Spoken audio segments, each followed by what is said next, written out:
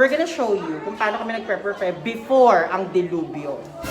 So, of course, kailangan mo ng box. Worth magkano? Hindi, may junk shop yung uncle ko, so kinuha ko lang to. Salamat!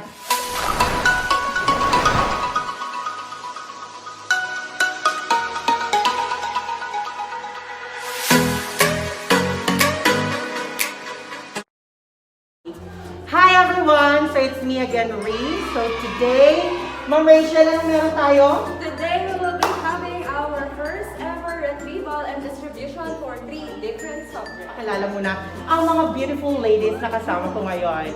And they are all from Science Department ng aming school, Taguig Integrated School. And we have first, I'm Mrs. Rachel Ann C. Balba, grade 10 science teacher. and of course, Miss Loris Ina Algo, grade 10 science teacher. and Miss Reese.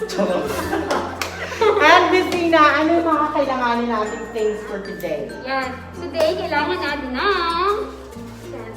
Ang Tapos, kailangan din natin ng tape at And, gunting. yes. Okay. So basically, ang gagawin namin ngayon ay isa-set up namin yung mga boxes na kakailanganin namin para sa retrieval. So ano ba mga subjects sa ngayon ang kailangan natin? Ang i-distribute natin ay math for week 6 to week 8, then AP at saka Filipino. So ready na ba kayong mag-check kapag na-retrieve na lahat ng module? Wait, mag-isip lang. Okay. Yeah. Kailangan ng malaking motivation. Yes. So ito na yung pinaka-ayaw naming part. Madaling mag-distribute, pero yung part na to na kami na mag-check, imaginein mo, how many students do you have ba? Nasa 400. 400, imagine 400 students magpapasa sa'yo. 4 sections. Dahil, di ba, 400, then ikaw lang ang mag-check ng lahat ng work na yon. Sa isang module, ilang pages? Ay, ang dami. Ang dami. Sobrang dami. Kasi merong isang module na good for 1 month. Oh, merong isang module na good for 1 month. Imaginein mo na lang ang pag-check namin ng isa-isa. Yes. So, tingin mo madali ba mag-check? Science kasi sila. Sobrang hirap. Kailangan nga kagaya ng sinabi namin, motivation. Kasi Yes. hindi lang siya isang page, 2 page, 3 page. Isang module, pwedeng week 1 hanggang week 4, pwedeng week 5 to week 8, so marami. Other than that, ano sa tingin nyo mga difficulties na ma-encounter natin as teachers sa pag-check? Kasi sa akin sa English may essay. So, kung pangit ang sulat ng bata, hindi ko maintindihan, that's gonna be a problem. How about sa science? Ano sa tingin nyo yung mga nape-perceive ninyong problem sa checking? Madami. Kasi dati akong kulot, tapos ngayon sobrang hirap. Pumunat ng straight yung buko. Kasi sabi ko sa Robert. Yeah, sa akin na po napunta yung kulot niya. So anyway, meron ba mga computations sa in-expect kayo? Meron din. So, ganun din. Kung pangit yung sulat ng bata or hindi maintindihan, mahirap po. Tapos sa element, ang sa chemical symbol, di ba, capital dapat yung first letter, yung sumunod small. Pero pag sinulat nila, parang parehas small letter. So yung mga technicalities sa science, isa rin sa poproblemahin nila. Other than, intindihin pa yung sagot ng bata. So, maraming struggles. But anyway, simulan na natin ang paggawa ng mga boxes. Para sa bayan. Exactly. Okay, so this time ipapakita na namin sa inyo kung paano mag-assemble ng box. Yes po, mahirap po yung gawain na to. So, with me again is Miss Rachel and Miss Tina. Kasi sila may mga boxes din na i-assemble. And we're gonna show you kung paano kami nagpe-prepare before ang dilubyo. So, of course, kailangan mo ng box. Worth magkano? Hindi, may junk shop yung uncle ko, so kinuha ko lang to. Salamat! So yan, gawin mo lang naman siyang box, right? Yan. Then, Yan. Box pa rin siya. box! Ang galing! At, lagyan ng tape.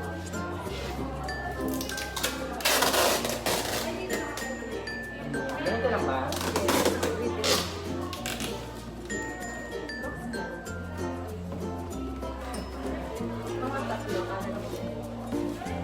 Tenta ito ah. Kaya tumulong ba ako? Sana nga po. Hindi, sa ano ko Wala na- ka pa ba? Wala ka pang side? Wala pa kayo sa ano. Ay, yung gusto mo. Oo. Nag-reply. Hindi nga eh. Hindi sila nag- Bakit? Hindi dapat kami ng focus. Ngayon? Pero pinaka. na siya. So, ang pinaka-final product, ganito ang finished product niya. Kailangan nandito yung name ng section and subject and teacher, pero dahil hindi ako prepared, ganito lang siya. Tapos, yan, ipamimigay namin to. Tapos dito ilalagay ng mga bata yung kanilang mga module. Okay? So, gawin ko muna yung iba pa kasi kailangan ko ng 8 boxes. Yes, so far, 1, 2, 3, 4, 5, 6. 6 boxes na. So, inaantay ko pa yung other teachers na magbigay.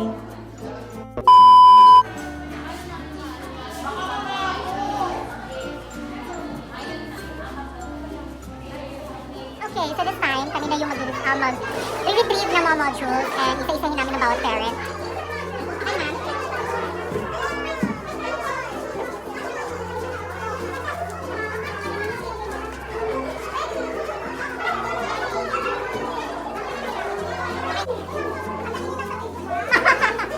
Kasalutan mo na, ma'am.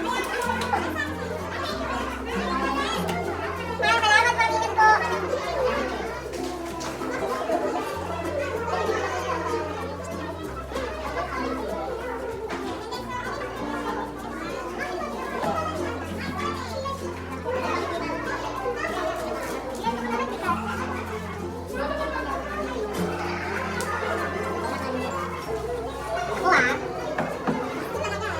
Tawag ako ni Mr. Sen. Nako.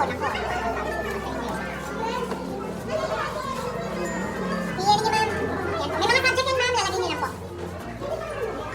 After, ma'am, may kukunin po kayo panibagong module. Sige, ma'am. Later po kapag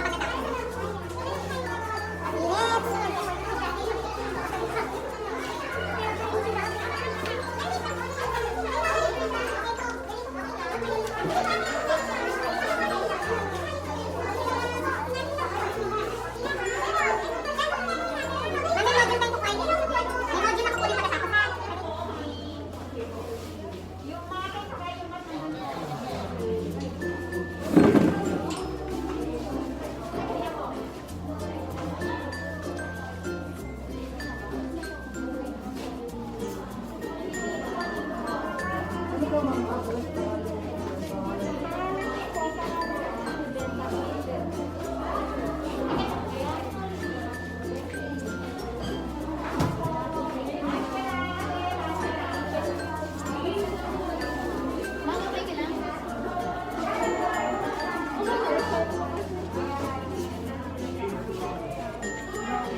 Sige,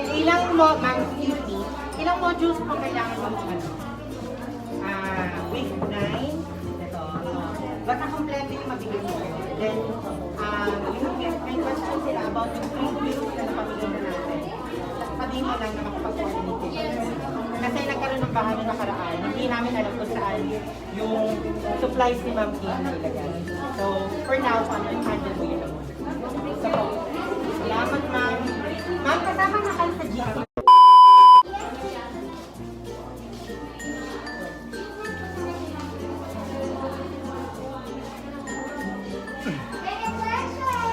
So it's now 2 p.m. and continuous pa rin yung pagpunta ng mga parents.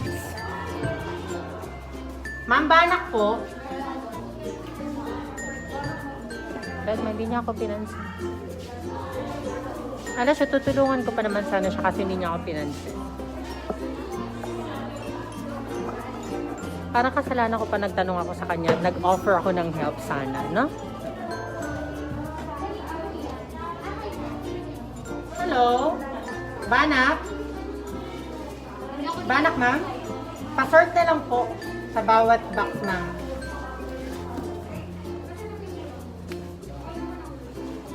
Break din pag may time.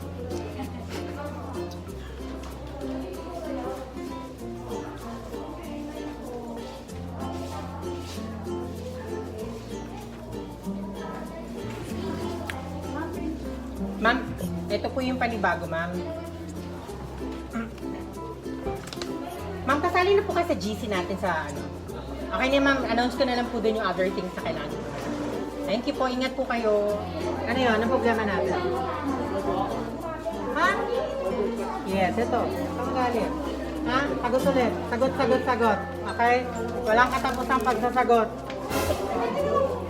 Tapos, magulang, nasa GC na? Paano mo napagkasya magulang mo doon? Charot lang. Sige. Yan, sagutan nyo din. Announce na lang ako sa GC ulit about anything. Okay? Dagdagan ko pa? Okay na yan, di ba? Kaya na dapat. Hello? Tawag nga doon, lagyan mo na? Opo. Ito yung panibago. Wow! Ba na? Wait lang naman. Ano na? Wait lang naman. Ano pangalan mo? Ayan, okay na yan. Bale sa GC, announce ko na lang yung anything na kailangan mo na. Ha? Ha? Tayo na nga.